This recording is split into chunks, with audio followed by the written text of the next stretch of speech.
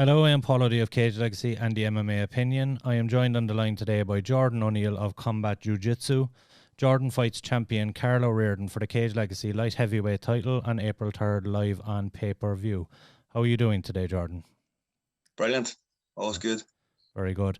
I do have to ask you, I suppose, how is training going given these unprecedented times and with COVID and lockdowns, etc. over 2020? How has training camp been? There's been some challenges, obviously. You know, you're not able to go and get the sparring rounds as much as you would like. But I'm kind of enjoying it.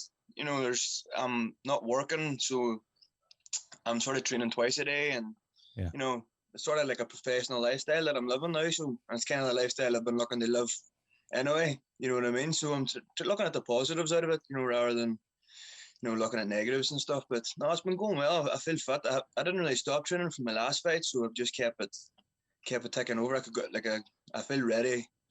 Yeah. Already, if you know what I mean. Like I feel like I'm ready to go already. So another 7 weeks I'll be in tip top shape. That's for sure.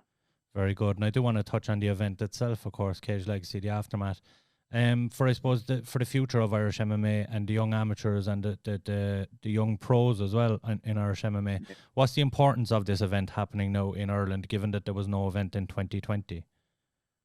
It's massive, of course. It's every fighter is in the same boat at the minute, and their uncertainty, and there's nothing really to train for. If there's nothing to train for, it's harder to get out in the roads and do your runs, and it's harder to stay motivated and stuff like that there. So that's from the lower, like, amateurs to the very pros. So having a show like this to work for, and the fact that they're still putting it on throughout all this is definitely making it a hell of a lot easier on everybody else. Yeah, of course. Just looking forward to getting in there. Very good. Tell us a little bit about your background. How did you get started in MMA? I started boxing when I was about 8 years of age. So I did. Always loved fighting. No matter what. Boxed from when I was 8 to I was about 17 properly, and then started drinking and messing about. You know, as every young man does, and fell away from it a wee bit. And I put on a lot of weight and stuff as well.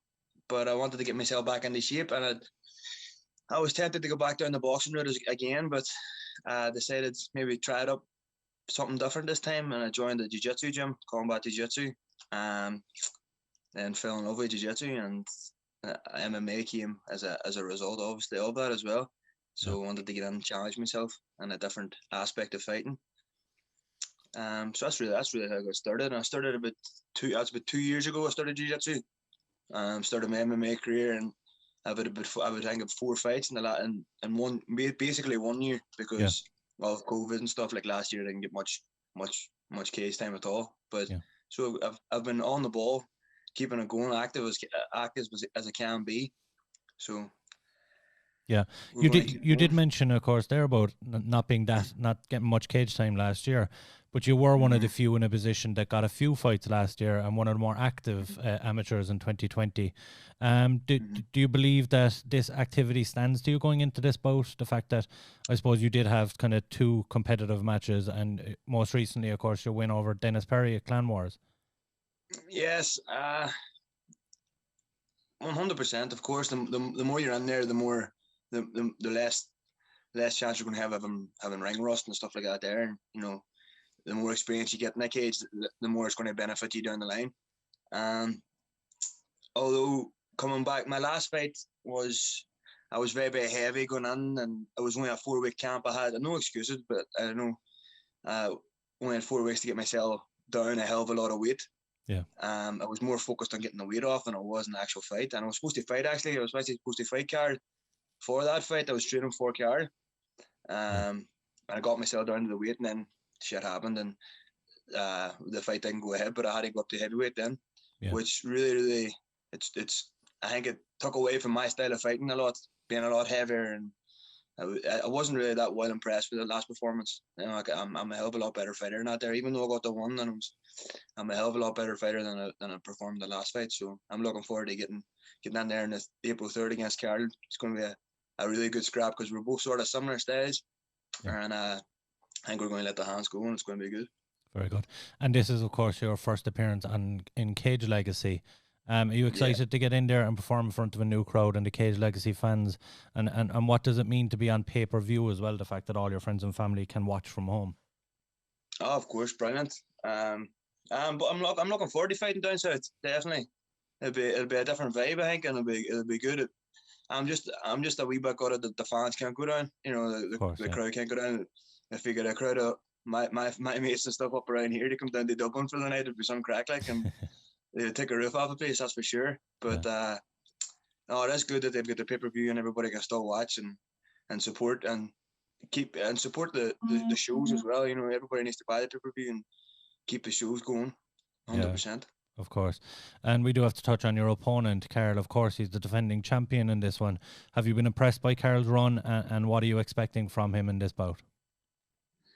Of course, he's been doing well, and he's probably proven high ranked in the amateur scene at the minute, you know, for light heavyweight as far as that goes, and that's what I want. That's what I asked for this fight. I wanted this fight because there's nobody really about anymore that wants to really have a proper scrap, you know. And I'm not saying grapplers and wrestlers and stuff isn't proper scrapping. I'm just saying, you know, me and Karl's going to get in there and we're going to try and take each other's heads off. There's not going to be any holding, I don't think. In my opinion, I don't think he's coming to put me up against the fence and hold me for 3 rounds. I'm not going to do the exact same to him. Yeah. So I think we're going to get in there. We're going to try and take each other's heads off and hopefully shake hands at the end of it. And that's it. The better man will win on the day, and that's whoever's put the hardest work on. That's for sure. Yeah, and of course, the title being on the line, what would it mean to you to become the new light heavyweight champ for Cage Legacy? Oh, of course, it'd be brilliant. It'll be my first belt, hopefully first of many. But I'm definitely chasing that belt. It makes it a wee bit easier whenever you're getting into hard sessions and stuff like that there, and doing them hard runs and stuff. Makes it a hell of a lot easier, and you know there's a wee bit of gold at the end of it. Of course. We're asking all the fighters as well to tell us something we don't know about them. So what don't we know about Jordan O'Neill? Jesus. Trying to think. Don't know what I can say that'll not get me in trouble here. I believe you run a barber shop. Maybe tell us a little bit about that and what you do outside of MMA. Maybe that's it. I do a bit of barbering. I've got I started cutting hair when I was about 16, and we've got 3 shops now. Me and my business partner have 3 shops. One in Derry, Letterkenny, and Limavady. So it's District 47. If you're looking for a haircut, if you're ever up north and looking for a haircut, give us a shout. We'll do indeed. I've the baldy head, so I don't know if there's much you can do with it, but we trim that beard. We can give you a beard trim, lad. Yeah. You won't be touching the beard. Super long. And do you have a fight nickname? Because the obvious one, of course, is Jordan the Barber O'Neill. Nah, that's Jumbo, lad. Jumbo. That's Jumbo. That's the nickname. It's been a nickname for a long time, so very good. It works. And just for a soundbite, I suppose, tell us why we should tune into your bout on April 3rd live on pay-per-view.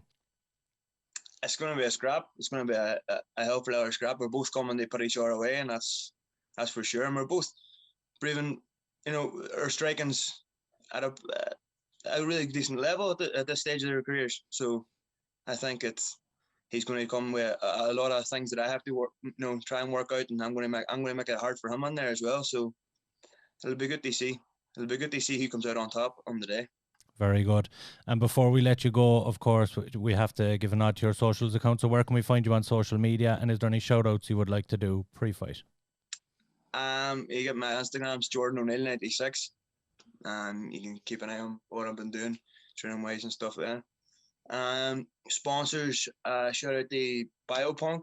It's been helping me with my supplements and stuff, and Body Recovery. They've been helping me, you know, keep loose and injury free as well. Shout out to Kale's been helping me, and all the boys at Kombat. Duty Ready, it's a clothing brand that's came on, sending me out stuff and all. It's really helping me, and I appreciated that. Anything now? Sean Griffin Tattoos has just come on as a new sponsor as well. So there's a lot of people, a lot of local people help me out, which is good. Yeah. Thankful for all them people who help me. Very good. And be sure and tune in on April 3rd. You have Jordan O'Neill of Combat Jiu-Jitsu taking on Karl Riordan for the light heavyweight title of Cage Legacy live on pay-per-view.